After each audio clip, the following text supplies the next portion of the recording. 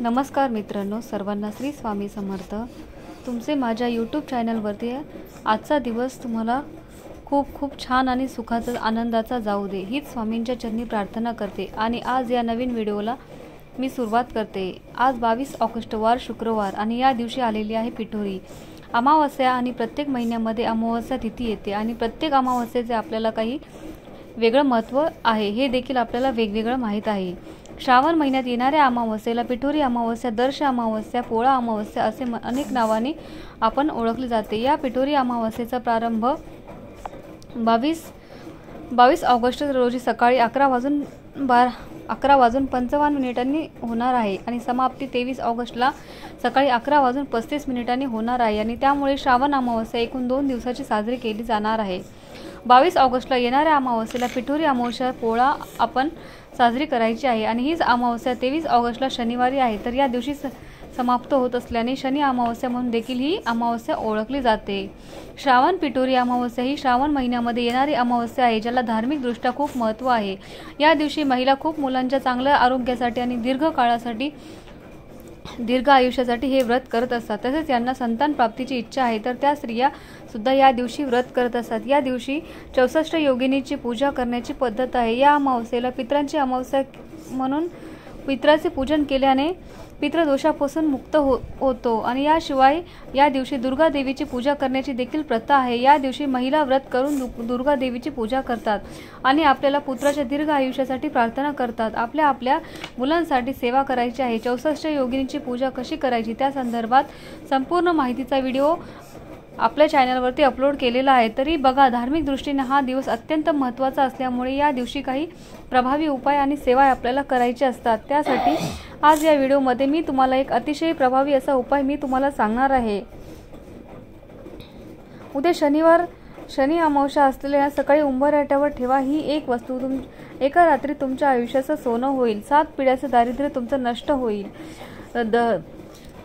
पैसा, धन, संपत्ती, घराची भरभराट होईल आणि घरामध्ये आपल्या मुलांची भरभरून प्रगती होईल। अशा कोणत्या वस्तू ज्या आहेत त्या आपल्याला शनिवारी आणि अमावस्येला सकाळीच उंबरठ्यावर ठेवायच्या आहेत। कोणत्या वेळेत हा उपाय तुम्हाला करायचा आहे याबद्दलची संपूर्ण माहिती आज या व्हिडिओमध्ये मी तुम्हाला शेअर करणार आहे। त्यासाठी तुम्ही हा व्हिडिओ शेवटपर्यंत स्किप न करता नक्की बघा।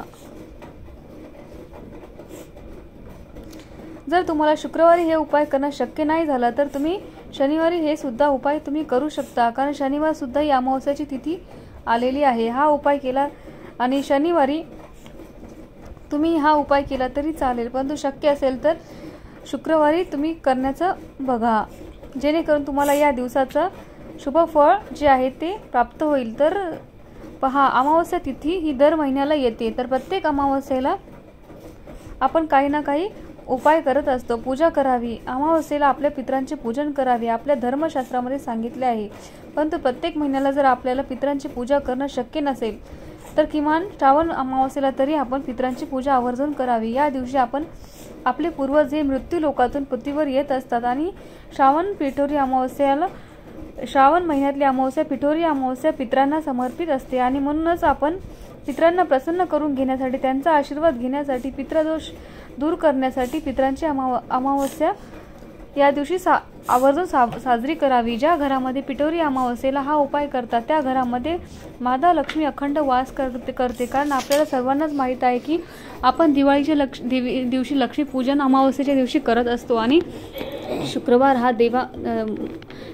हा दिवस माता लक्ष्मीला समर्पित आहे। यामुळे पहा, धनप्राप्तीसाठी, लक्ष्मी प्राप्तीसाठी अमावस्येला हा दिवस खूप महत्त्वाचा आणि अत्यंत शुभ मानला जातो। जर तुम्हाला तुमच्या आयुष्यामध्ये आर्थिक अडचणी असतील, खूप अडचणीला सामोरे जावे लागत असेल तर तुम्ही हा उपाय नक्की करू शकता।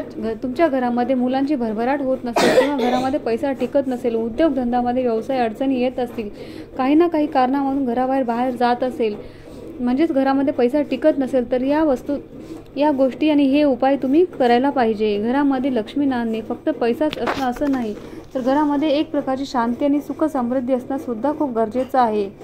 घरामध्ये एकमेकांचा प्रेम एकोपा असणं, घरामध्ये एक प्रकारचा आनंदाचा आणि सकारात्मक वातावरण असणं सुद्धा गरजेचं आहे। असे सर्व वातावरण जेव्हा घरामध्ये असते यालाच आपल्या घरामध्ये लक्ष्मी नांदणं असं म्हणतात. बघा, काही दिवसांचे हे महत्त्व खूप जास्त असते. आपल्या पूर्ण प्रगतीवर या गोष्टी परिणाम करतात. त्यामुळे पहा, अमावस्येच्या दिवशी हे केलेले उपाय कधी वापस वाया जात नाही. या दिवशी तुम्ही जे काही उपाय करत असता त्या उपायाचा नक्कीच तुम्हाला फळ प्राप्त होतो. तुमच्या आयुष्यामध्ये सकारात्मक झालेले बदल नक्कीच तुम्हाला जाणवतील. हा उपाय केल्याने तुमच्या घरात वाद विवाद, क्लेश, भांडणं, इडापिडा, नकारात्मकताही दूर होईल आणि तसेच सर्व पैशाच्या अडचणी नक्की दूर होतील. हा उपाय करण्यासाठी तुम्हाला उद्या सकाळी लवकर उठायचं आहे. अंघोळीच्या पाण्यामध्ये तुम्हाला थोडंसं गंगाजल मीठ टाकून स्नान करून घ्यायचं आहे. कारण अमावस्या हा दिवस नकारात्मकता दूर करण्यासाठी आपल्या प्रभावी मानला जातो आणि म्हणूनच अमावस्येच्या दिवशी स्नानाला खूप महत्त्व दिलं गेलं आहे.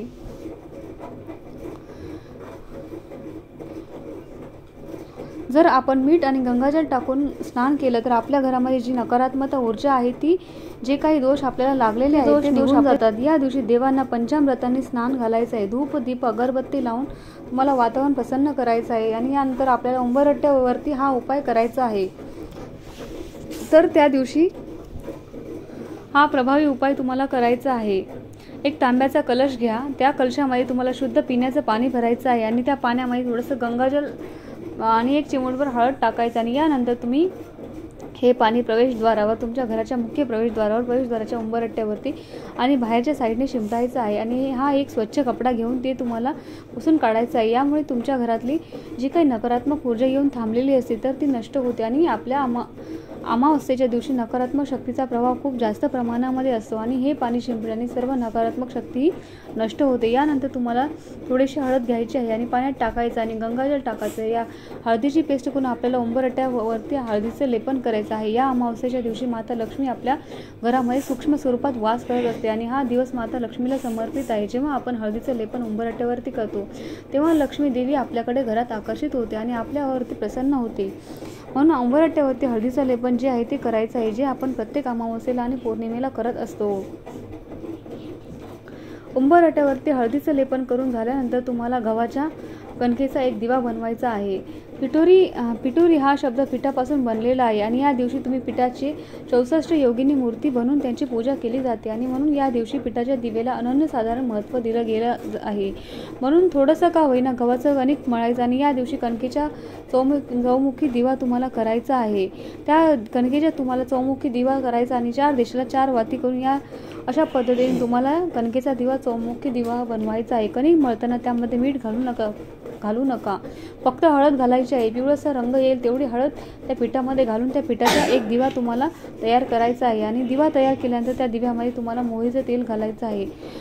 मोहरीचं तेल नसेल तर तुम्ही तिळाचं तेल घालू शकता आणि या दोन्हीपैकी तेल तुमच्याकडे नसेल तर तुमच्या देवघरामध्ये जे दिवा लावता ते तेल जे वापरतात तर ते तेल तुम्हाला घालायचं आहे आणि चिमूटभर तुम्हाला पिवळी मोहरी, चिमूटभर काळे तीळ तुम्हाला त्यात टाकायचं आहे. यानंतर तुम्हाला एक प्लेट घ्यायचा आहे. या प्लेटमध्ये तुम्हाला मूठभर तांदूळ ठेवायचा आहे आणि या तांदळावरती हा दिवा, कणकेचा दिवा तुम्हाला ठेवायचा आहे.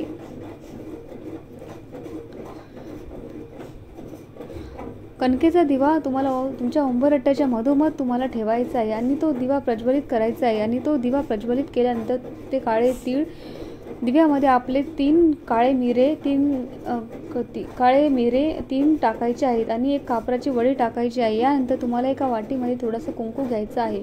कुंकवाचा गंध तयार करायचा आणि जिथे आपण उंबरठ्यावरती मधोमध हा दिवा ठेवला आहे तर त्या दिव्याला तुम्हाला डाव्या आणि उजव्या साईडला म्हणजेच उंबरठ्याभोवती उजव्या साईडला कुंकवाने स्वस्तिक काढायचे आहे आणि स्वस्तिकमधले 4 बिंदू आणि कडाच्या लाईनी या आवर्जून द्यायचं आहे. तसेच एक स्वस्तिक आपल्या मुख्य प्रवेशद्वारावरती सुद्धा तुम्हाला काढायचं आहे आणि प्रत्येक स्वस्तिकला हळदी कुंकू लावायचा आहे.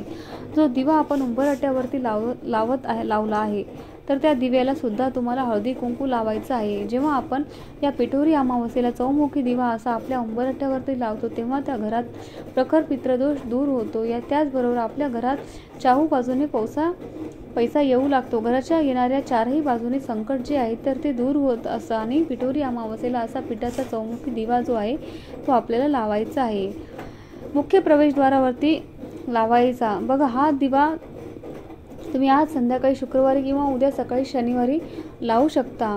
आता हा दिवा लावल्यानंतर तुम्ही 11 आंब्याची पानं घ्यायची आहेत. आंब्याची पानं ही धार्मिक विधीमध्ये जे अत्यंत पवित्र मानले जातात ते प्रत्येक पूजेमध्ये आंब्याच्या पानाचा उपयोग केला जातो. आंब्याच्या पानामध्ये सर्वात जास्त नकारात्मक ऊर्जा शोषण्याची आकर्षित करण्याची शक्ती असते आणि सकारात्मक ऊर्जा जी आहे ती त्या पानामधून प्रवाहित होत असते. म्हणून आपल्या घराच्या मुख्य प्रवेशद्वारावरती तुम्हाला या दिवशी आवर्जून लावायचं आहे. जेव्हा तुम्ही असं तोरण या अमावस्येला आपण आपल्या घराच्या मुख्य प्रवेशद्वारावरती लावा, तेव्हा आपल्या घरात असणारी अदृष्ट वाईट शक्ती, इडापिडा, नकारात्मक ऊर्जा, नजरबाधा ही संपूर्णपणे नष्ट होते. आता हे तोरण तुम्ही शुक्रवारी पिठोरी अमावस्येला किंवा शनिवारी सकाळी लावल्यानंतर 3 दिवस तुम्हाला हे तोरण तसंच ठेवायचं आहे. तिसऱ्या दिवशी म्हणजे तुम्हाला रविवारी किंवा सोमवारी काढून निर्माल्यामध्ये टाकायचं आहे. आणि यानंतर तुम्हाला महत्त्वाचा उपाय जो आहे तो आपल्याला प्रवेशद्वारावरती करायचा आहे. ते म्हणजे तुम्हाला एका रंगाचा कपडा घ्यायचा आहे. अगदी छोटासा रंगाचा कपडा घ्यायचा आहे. त्या कपड्यामध्ये तुम्हाला एक लिंबू ठेवायचा आहे. त्यात हिरव्या मिरच्या ठेवायच्या आहे. चिमूटभर खडे मीठ ठेवायचे आहे. यात ठेवायचं किंवा पिवळी मोहरी ठेवायची आहे. आणि या सगळ्या वस्तू तुम्हाला त्या कपड्यामधून बांधून घ्यायच्या आहेत. एक छोटीशी पोटली तयार करायची आहे आणि ही पोटली आपल्याला घेऊन मुख्य प्रवेशद्वारावरून तुम्हाला वरपासून ते खालीपर्यंत 7 वेळा उतरवून घ्यायची आहे. आणि बाहेरच्या साईडने तुम्हाला एखाद्या ठिकाणी बांधून ठेवायचं आहे. आणि किंवा ठेवायला जागा नसेल तर ती तिथे ठेवायची. आणि आता ही पोटली किती दिवस ठेवायची आहे तर पुढची तुमची 1 महिन्याची जी अमावस्या येईल, पुढची जोपर्यंत अमावस्या येत आहे तोपर्यंत ती पोटली तुम्हाला तशीच ठेवायची आहे.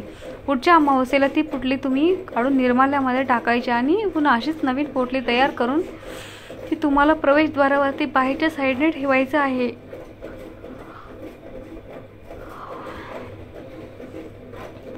लिंबू, हिरव्या मिरच्या, मीठ आणि मोहरी ही नकारात्मक ऊर्जा नष्ट करण्यासाठी खूप प्रभावी मानली जाते. तांत्रिक क्रियामध्ये याचा वापर आवर्जून केला जातो. आणि तुम्हीही बऱ्याच घरामध्ये गेले असेल की तिथे बाहेरच्या साईडने अशी काळी पोटली बांधली जाते, तर ती या वस्तूचीच असते. यामुळे बघा, जर एखाद्या व्यक्तीवरून बाहेरून आपल्याला घरामध्ये येत असेल तर त्या व्यक्तीच्या मनात आपल्याबद्दल काय विचार असतील, तर जेव्हा ती व्यक्ती आपल्या प्रवेशद्वारामध्ये येते तेव्हा तिचे ते वाईट विचार तिथूनच संपून जातात आणि कुठली नजरबाधा आपल्या घरावरती होत नाही. म्हणून घराला कधीच नजर लागत नाही. म्हणून अशी ही पोटली तुम्ही नक्की तुमच्या प्रवेशद्वारावरती बांधायची आहे. किंवा शनिवारी तुम्ही हा उपाय केला तरी चालेल.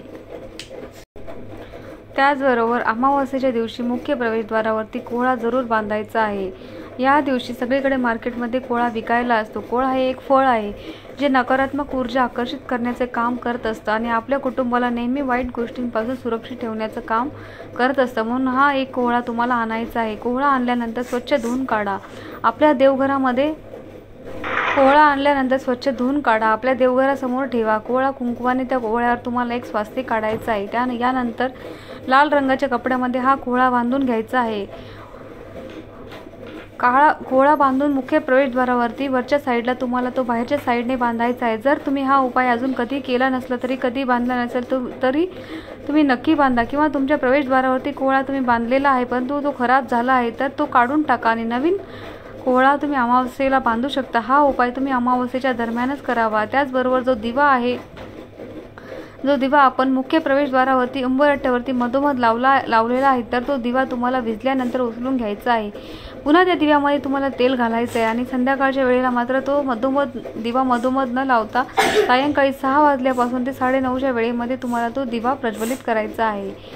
पुन्हा आपल्या मुख्य प्रवेशद्वारावर बाहेरच्या साईडने उजव्या साईडने तुम्हाला हा दिवा लावायचा आहे. जेव्हा तुम्ही बाहेरून घरामध्ये प्रवेश करता तेव्हा ती तुमची उजवी साईड असणार आहे.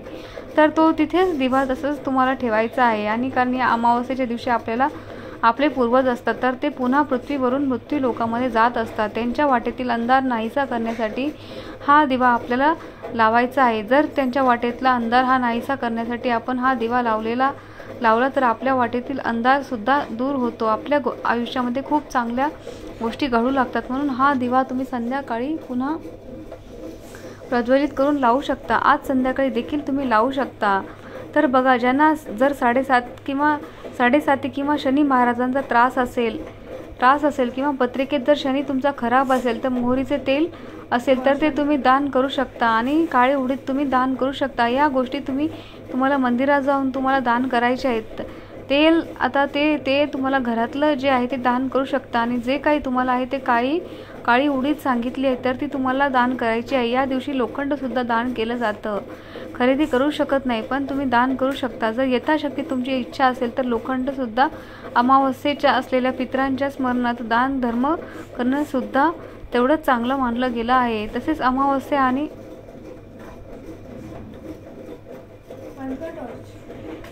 अमावस्येला आवर्जून हनुमान चालीसा सुद्धा म्हणायची आहे। तसेच शनीला किंवा हनुमानाला एकच रुईचं पानाची माळ अर्पण करावी। काळे उडीद तीळ नक्की अर्पण करा। तसेच या दिवशी घरात कर्पूर होम नक्की करावा। तुम्ही तुमच्या घरात कटकट होत असेल किंवा चांगलं जरी असेल तरी तुम्ही सुद्धा घरात कापूर आणि पिवळी मोहरी ही नेहमी प्रज्वलित करायची। कारण संपूर्ण घरामध्ये टॉयलेटमध्ये बाथरूममध्ये तुम्हाला ती फिरवायची। मग तुम्ही ती जो आहे ते उपाय तुम्ही आज संध्याकाळी केला तरी चालेल, शनिवारी संध्याकाळी केला तरी हरकत नाही। एक गोष्ट आवर्जून सांगते की कोणत्याही अमावस्येला परान्न कधी खाऊ नये आणि म्हणजे दुसऱ्यांच्या घरचे कधी खाऊ नये। काहीच मनात शंका कुशंका न आणता आपल्याला या सगळ्या पूजा करायच्या आहेत आणि सगळ्या सेवा आपल्याला करायच्या आहेत। व्हिडिओला नक्की लाईक करा, शेअर करा आणि चॅनलवरती नवीन असाल तर सबस्क्राईब करायला विसरू नका। व्हिडिओ शेवटपर्यंत पाहिल्याबद्दल तुम्हा सर्वांचे मनापासून आभारी आहे। खूप खूप धन्यवाद। अवधूत चिंतन श्री गुरुदेव दत्त, श्री स्वामी समर्थ। जय जय स्वामी समर्थ।